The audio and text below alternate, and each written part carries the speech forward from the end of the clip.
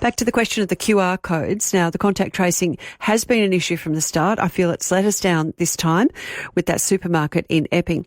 Do we need a better system? I think we do. What are your ideas? 96900 693. A possible solution comes from Michael Maher, the CEO of OnePassport, and he joins me now. Hi, Michael. Good afternoon. I'm wondering, since you have a system, a QR code system, a one-stop shop, OnePassport, I wonder how you're feeling about the current situation we're in Melbourne right now. It's incredibly frustrating, and it almost is, here we go again. Didn't they learn the last time?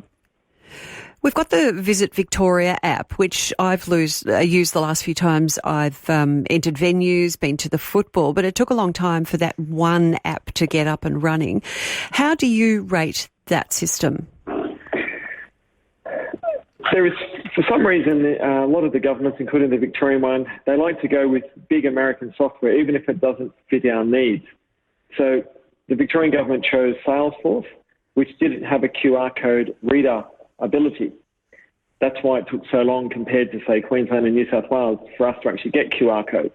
And it's not actually designed to do that. It's a sales platform. It's a CRM.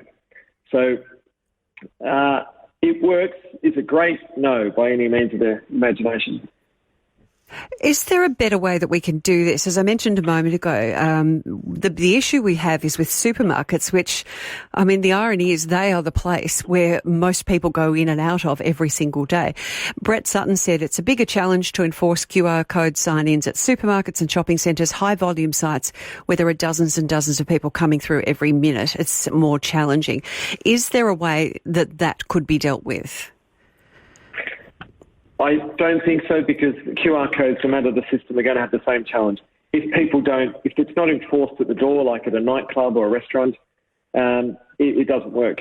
I was in Queensland over Christmas, and even in a country pub halfway between Brisbane and Noosa, I walked up to the counter to get a drink, and they said, "Can you please show us you've checked in?" We haven't got that attitude in Melbourne. The staff don't ask you. It doesn't.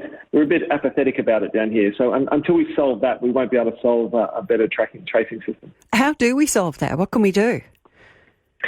I think overall we need a better system from a big picture, not just the QR codes, but also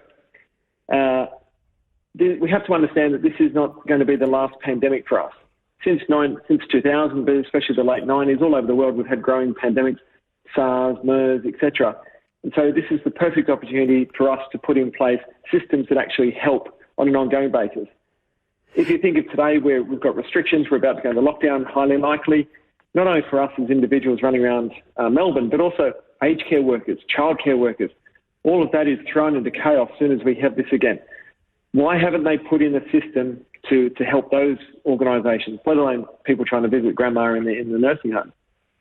I did speak to you recently, Michael, about OnePassport. For those who missed it, tell us what your system, OnePassport, does. So OnePassport is what's called a mobile credentialing app. So it's a free app, download. And we work in highly regulated industries like health, aged care, mining, construction, where there's mobile workers and they've got to maintain a whole lot of regulatory compliance in order to do their job. So as part of that, we have an immunisation register that we designed in conjunction with the World Health Organization and infection control peak body here in Australia. So it's been operating prior to COVID. It's about 2.5 years. But it's freely available for anyone to download from the App Store, both Apple and Google, and start being able to track their immunisations and test results. It connects to the Australian Immunisation Register, and it connects to large pathology providers like Helios, so you can track both tests and vaccinations. And Michael, have you been in touch with government about your system and told them it's a better way of doing it? And I wonder if you have done, what reaction they had. I have been. I've been to Canberra a number of times and been talking to various departments. One of the challenges is the different departments don't usually seem to work together. They like to work in a vacuum. And so there's a different case for Minister Tudge with education versus Minister Tehan with trade and tourism versus what health is wanting from Minister Hunt, etc.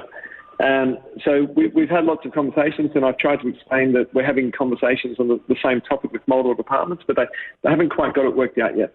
Incredibly frustrating. Thank you so much for your time today. Michael Maher, CEO of OnePassport. Look,